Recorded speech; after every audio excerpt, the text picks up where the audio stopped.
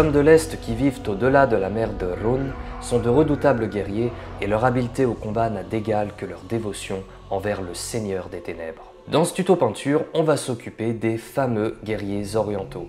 Il est temps d'agrandir la horde étincelante. Comme d'habitude, commencez par sous-coucher votre figurine en noir. Après quoi, peignez toutes les parties d'armure en Retributor Armor. Alors moi je l'ai fait à l'aérographe pour gagner du temps, vous pouvez le voir, ça a dépassé un petit peu partout, c'est tout à fait normal. Une fois que vous en avez fini avec le doré, passez au tissu que vous allez peindre avec du Corn Red. Vous pouvez laisser, comme moi, certaines parties en noir pour varier un peu et ne pas avoir que du rouge. J'ai laissé en noir les gants, une partie des manches, les bottes, ainsi qu'un morceau de tissu devant et derrière la figurine. Passons au marron à présent. Utilisez du Rhinox Hide pour peindre le motif sur le bouclier, la ceinture et la poignée de l'épée.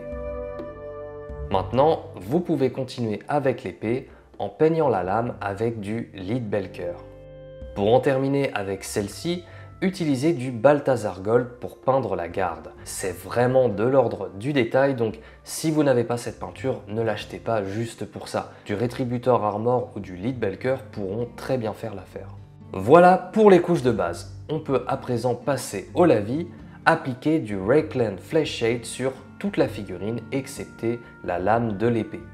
Alors pas la peine non plus d'en mettre sur le noir, mais si vous en mettez par erreur, ce n'est pas grave, de toute façon ça ne se verra pas. Pour en finir avec les lavis, passez simplement un peu de Nuln Oil sur la lame de l'épée. Il est temps d'éclaircir cette figurine et on va commencer par l'armure. Ajoutez quelques touches de Genehas Gold sur le casque, le bouclier et à l'intérieur des écailles. Ensuite, utilisez du Runefeng Steel pour faire un brossage à sec sur les parties d'armure que vous voulez faire ressortir ainsi que l'épée. On en a fini pour l'arme et l'armure, attaquons-nous maintenant au tissu. Pour faire ressortir le rouge, éclaircissez avec du Wazdaka Red. Après quoi, utilisez du Squeak Orange sur les parties que vous voulez faire ressortir. Il y en aura donc moins que pour le Wazdaka Red. Et enfin, à l'aide de Cadian Fleshtone, éclaircissez quelques zones très légèrement. Alors attention, il ne faut vraiment pas en mettre beaucoup, 1 ou 2 points à des endroits bien placés seront largement suffisants. On enchaîne avec le noir. Pour ça, utilisez du Downstone, ça va tout de suite créer du volume sur ces sombres tissus. Prenez ensuite du Fenrisian Grey et mettez-en à quelques endroits bien choisis pour faire ressortir ce noir. Comme pour le Cadian Fleshtone, n'y allez pas trop fort et n'en mettez que très peu. On peut enfin passer au marron. Avec du Gorter Brown, faites de petits traits fins sur le bouclier pour simuler du bois. Faites ensuite de même avec du Baneblade Brown, mais plus fin et uniquement sur la partie supérieure.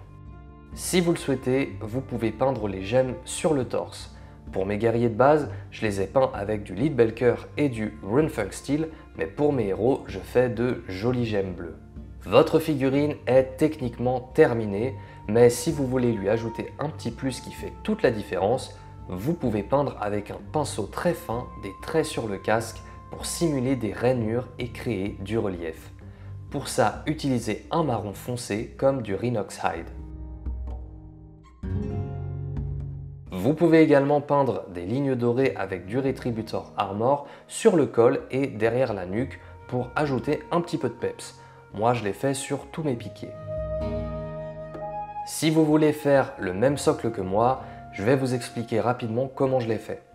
J'ai étalé de la green stuff sur le socle avant de passer un rouleau texturé mouillé préalablement dessus. D'ailleurs, petite astuce, je ne l'ai pas filmé ici, mais pour vous aider, vous pouvez entourer votre socle avec d'autres socles de même hauteur pour passer le rouleau de manière stable et uniforme. Pour la peinture, j'ai commencé avec une base de Grey Seer, puis un lavis de Reikland Flesh Shade. Ensuite, j'ai enchaîné du brossage à sec de Downstone, de Karakstone, de Ushabti Bone et enfin de Wraithbone. Pour terminer, il suffit de coller quelques feuilles d'automne de chez Green Stuff World et le tour est joué. Et voilà, votre guerrier va pouvoir rejoindre les rangs de la horde étincelante et servir l'empereur dragon. Vous pouvez reprendre ce schéma de couleur sur d'autres figurines de la même faction, comme par exemple les dragons noirs, les acolytes du culte du dragon ou bien même les héros. Comme vous pouvez le voir sur ces images, j'ai choisi un rouge plus pétant, plus saturé pour mes propres héros. Si vous voulez faire pareil, il suffit de remplacer les couleurs du tuto par celles que je vous indique ici. J'espère que cette vidéo vous a été utile, si c'est le cas, n'hésitez pas à la liker.